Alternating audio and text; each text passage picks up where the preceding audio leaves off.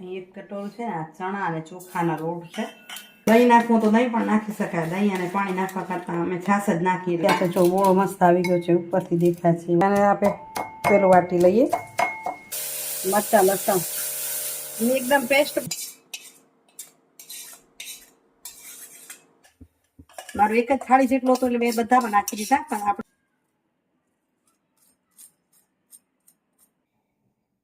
તો થયા છે ને જોરદાર. નમસ્કાર મિત્રો, કેમ છો? મજામાં? સ્વાગત છે તમારું મારી YouTube channel natural life with Dina પર. મિત્રો સવારના વાગ્યા છે 7:30. મંદિરથી આવી ગયા અને હવે જલ્દી કરશું આપણે તૈયારી. નિત્ય કામ જલ્દી કરો બરાબર ને. પણ આજે લાગે છે કે સાંજે આવીને કંઈક નવું બનાવીએ. ઇડલીનો બોળો નાખું કે ઢોકળાનો નાખું વિચારું છું. ચાલો નાખી લઈ બોળો. તો આજે નાખી દઈ ઢોકળાનો બોળો. લે ઇડલીનો ને ઇડલી સંભારની આજે ઢોકળા ચટણી ખાઈએ, ઘણા દિવસ થઈ ગયા છે. તો નાખી દઈએ બોળો અને સાંજે આવી બનાવશું. અહીં એક કટોરું છે ને આ ચણા અને ચોખાના લોટ છે, જેને હું હંમેશા કટકરો દળાવીને ઘરમાં રાખું. તો એને છાશ સાથે પલાળી નાખી. થોડી સી ખટુંબળી એવી છાશ છે, ખાટી ન હોય તો ચાલે. હમણાં તો ગરમી ઘણી છે એટલે હું અંદાજિત નાખું છું. અને તો તમને એક કટોરાની સામે એક કટોરું નાખવાનું. સવારે પલાળું છું, સાંજે ઓફિસેથી આવીને કરીશ ત્યાં સરસ બોળો આવી જશે.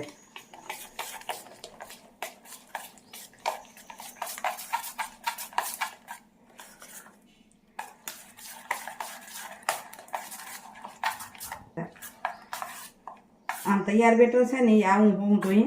હમણાં આમાં છાશ જોઈશે એટલા માટે કે આ કરકરો લોટ હોય ને તો ચૂસી જાય, એટલે થોડુંક નાખી દઈશું એટલે સાંજ સુધી આવું થઈ જશે.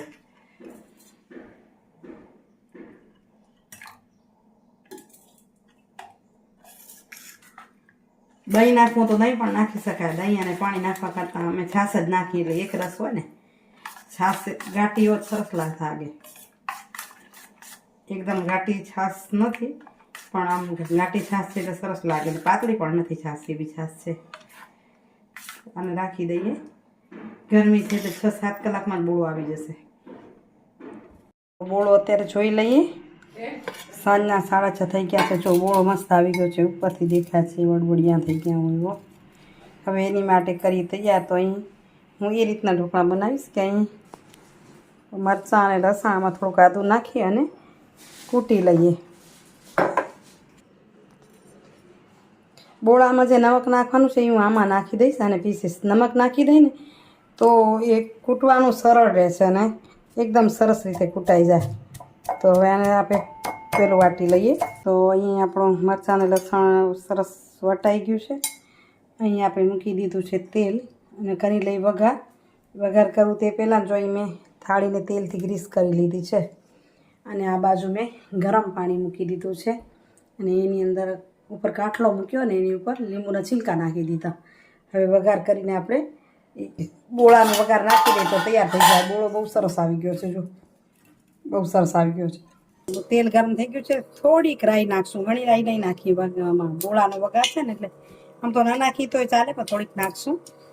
રાઈ ચટકી જાય ને એટલે નાખી. થોડુંક જીરું હિંગ નાખશું. નાખી દઈએ આપણો મરચાં લસણ એકદમ પેસ્ટ પણ નથી, અને અધ કચરા છે એને આમાં પકાવી નાખીએ આપણે બરાબર. થોડીક વાર શેકી લઈએ એટલે પાકી જાય એટલે વઘાર થઈ જાય. સેજ ચલાવ્યું એટલે મિક્સ થઈ જાય. બહુ તો પકાવવાની જરૂર ન પડે, કારણ કે આને વરાળિયા થશે એમાં આપણું લસણ કચાશ મૂકી જશે. હવે એની અંદર થોડીક હળદર નાખું છું, કારણ કે આની અંદર આપણે બેકિંગ સોડા નાખશું ને તો એની તો રતાશ કલર પકડી જશે. એટલે પછી જરાક નાખીએ એટલે સરસ કલર આવે પીળો. એટલે અને મિક્સ કરી લઈએ. એ છે ને આપણે વઘાર એમાં પલટાવી લઈએ, મિક્સ કરી લઈએ. ઘણી વાર હું કાચા નાખી દઉં, ઉપરથી તેલ રેડી દઉં, પણ આમ વઘારનો ટેસ્ટ સારો આવે છે. હવે આને મિક્સ કરી લઈ અને એક જ ડાયરેક્શનમાં ફેરવી લઈએ. આપણો બોળો બહુ જ સરસ આવી ગયો છે. તો તોય થોડાક શું કે બેકિંગ સોડા અગર કે ફૂલ સોડા નહીં નાખીને તો પછી એકદમ સરસ ફૂલે ને આમ સારું ફૂલે. એટલે થોડાક આપણે નાખી દઈશું. થોડુંક બોળવાની અંદર નાખીને હલાવી લઈ તાકી લસણ અને તેલ જે રહ્યું છે એ બધું આવી જાય. એટલે હું આમ નાખી દઉં. તમે કઈ રીતે કરો છો મને કહેજો. હું તો આ રીતે કરું એટલે આમાં બધું આમાં આવી જાય, વેસ્ટ કાંઈ ન જાય.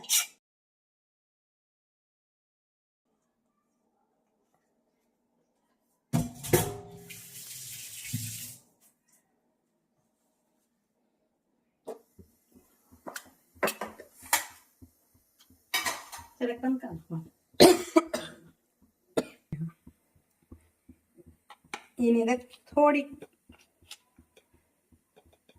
બુરું ખાંડ નાખી દઉં છું તાકી આપણો બેલેન્સ થઈ જાય ખટાશ મીઠાશનો, અને આમ થોડાક રસદાર પણ લાગે.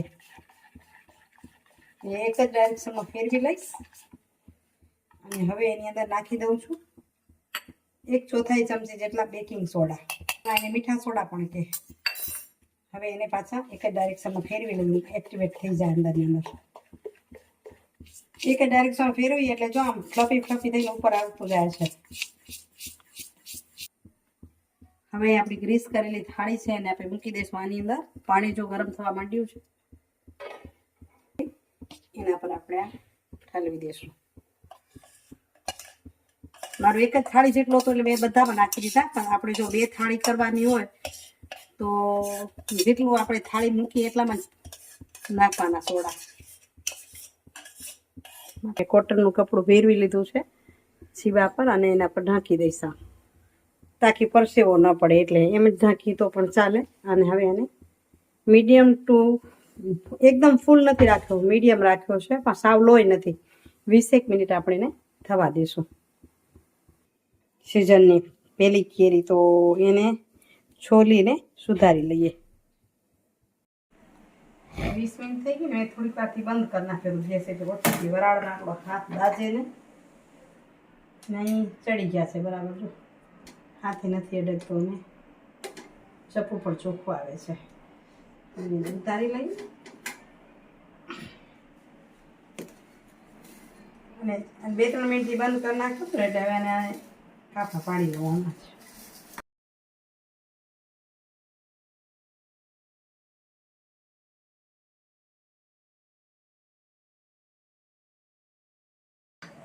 જો કેટલા મસ્ત જાળીદાર થયા છે ને, એકદમ અંદરથી અહીંથી જ તમને જાળી દેખાઈ જતી હશે, એકદમ પોચા અને સરસ. હવે આ બાજુ કરી લઈ વઘાર.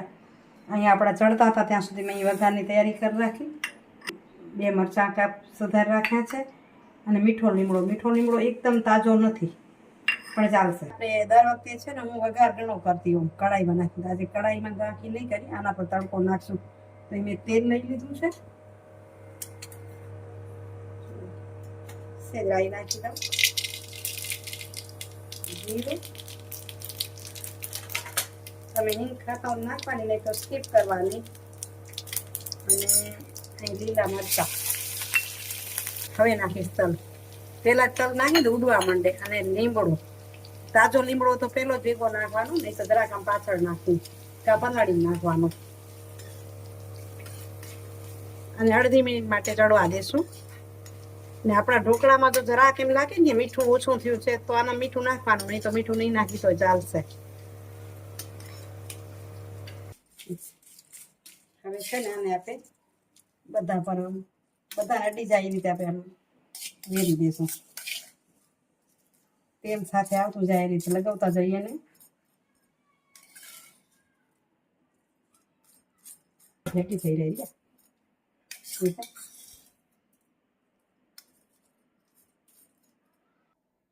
તો થઈ ગયા મસ્ત આપણા ઢોકળા તૈયાર. જો આજ સેજ હળદર નાખી છે તો કલર કેટલો જોરદાર લાગે છે. નહીં તો શું આમ ચણાની દાળ છે ને એકદમ વ્હાઈટ ન હોય ને આમ થોડોક ફિક્કો કલર લાગે, એટલે મેં વિચાર્યું સેજ હળદર નાખી. અને એવા જાળીદાર મસ્ત ટેસ્ટમાં બેસ્ટ.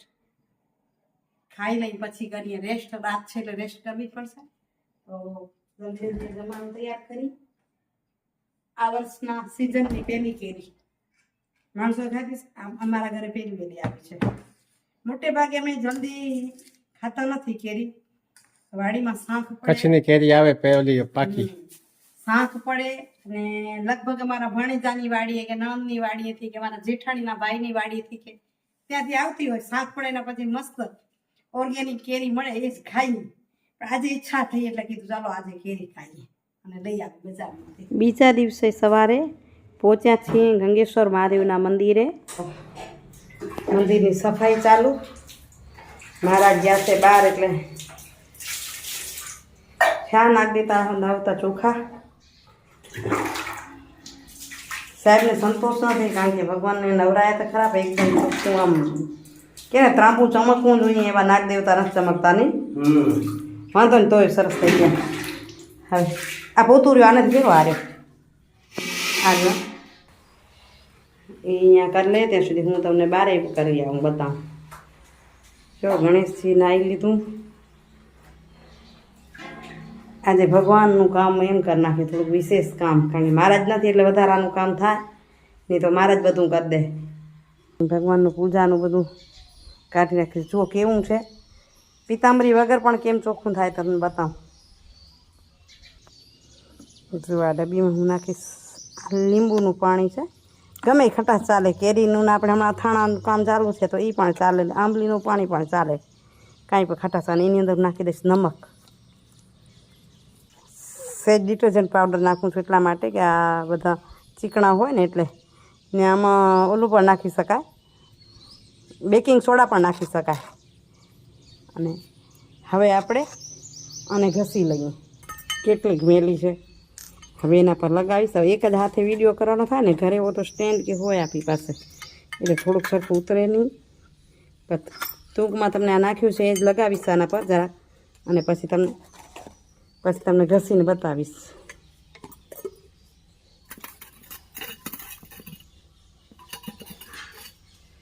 તો આ બધા પર હવે આ ત્રિશૂળ બધા પર આ તૈયાર કર્યો ને ખટાસી લગાવી લઉં અને ઘસી લઉં. એવી જ રીતે ત્રાંબાનો લોટો જો એને આમ લગાવશું એટલે તરત ચોખ્ખો થવા મળશે.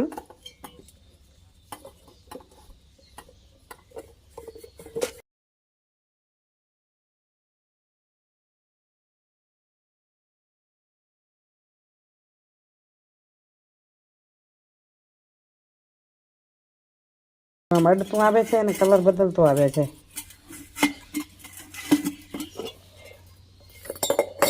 આ અંદર જો કેવું છે તો તમને ઘસીને બતાવીશ કેટલું ચોખ્ખું થઈ જાય છે. એક જ મિનિટમાં ચોખ્ખું થતું જાય.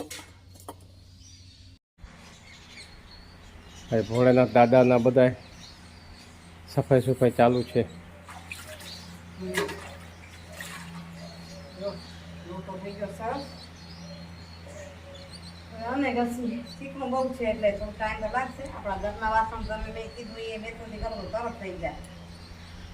આ તો શું ઘી જોઈ ને બધે દીવા થાય ત્યાં. ચાલો ઘસી લઈ ચોખાઈ કરી લઈ. હજી પૂજા બાકી છે હજી. હા પૂજા બાકી. તમે આ કરો ભગવાન જલઝાડને ઘસાઈ ગયા છે.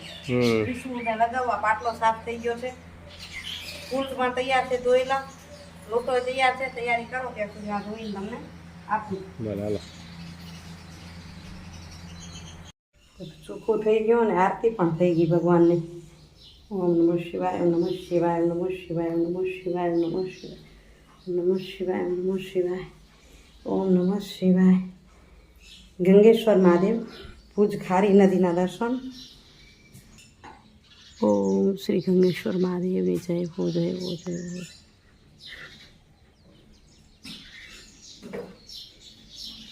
તો મિત્રો મંદિરેથી આવીને પછી કેટલી ઉતાવળ થઈ ખબર? બહુ ઉતાવળ થઈ કારણ કે સફાઈમાં કરવામાં લગભગ 1.5-2 કલાક નીકળી ગયા. આમે સરેરાશ 1.5 કલાક જેવું ઓછામાં ઓછું થાય. પછી ઉતાવળ થઈ એટલે કાંઈ વિડીયો ન કર્યો. જલ્દી કામ પતાવીને નીકળી ગયા. સાંજ પડી ઘરે આવી છું. લઈ સુવિચાર. આજના સુવિચારની આ મહેનતને કામને કરું છું એના પરથી તમને એમ કહી શકાય કે તમે છે ને રોજનો તમે ધ્યાન કરજો. તમારી માટે રોજ નવો ઉગતો દિવસ એક નવી તક લઈને આવે છે. તો તમારી મહેનત અને સકારાત્મક વિચાર એ તમને તમારા લક્ષ્ય સુધી પહોંચાડશે. તમારા વિચાર પણ ક્યારે નબળા ન હોવા જોઈએ. થશે ને નહીં થાય ને. તમને તક તો કુદરત આપે છે. તકને ઝડપવી પડે અને મહેનત પણ કરવી પડે ને સકારાત્મક વિચાર પણ કરવો પડે. સકારાત્મક વિચાર સાથે મહેનત કરીને એ સાચી દિશાની મહેનત કહેવાય છે. આપણે કરીએ થશે કે નહીં થાય એવું વિચારી અને કામ કરીને તો એ નબળું છે. એટલે હંમેશા લક્ષ્ય સુધી પહોંચવા માટે મહેનત કરવાની અને સાથે સકારાત્મક વિચાર રાખવાનો. વિચાર સકારાત્મક હોય ને તો આપણા આજથી જ આપણે આપણા ભવિષ્ય માટે એક ડગલું આગળ વધીએ છીએ. મેં તો આ નક્કી કરી જ લીધું છે કે સકારાત્મક વિચાર તમે ધારો ત્યાં સુધી પહોંચાડે છે. તમને પણ આ કરવાનું છે. આજના સુવિચારમાં બસ આટલું જ.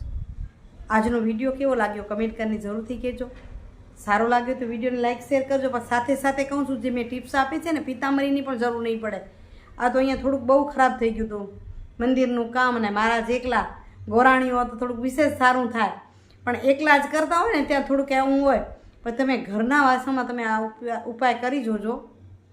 ખરેખર ખટાશ સાથે નમક નાખીને બહુ મસ્ત તરત જ ઉજળું થઈ જશે. બરાબર? તો કમેન્ટ કરજો વિડીયો કેવો લાગ્યો. ફરી મળું છું સરસ મજાના વિડીયો સાથે. ત્યાં સુધી જય શ્રી કૃષ્ણ, જય ગણેશ, જય ભારત અને જય હિન્દ. Bye bye. હરિઓમ. આવજો મિત્રો.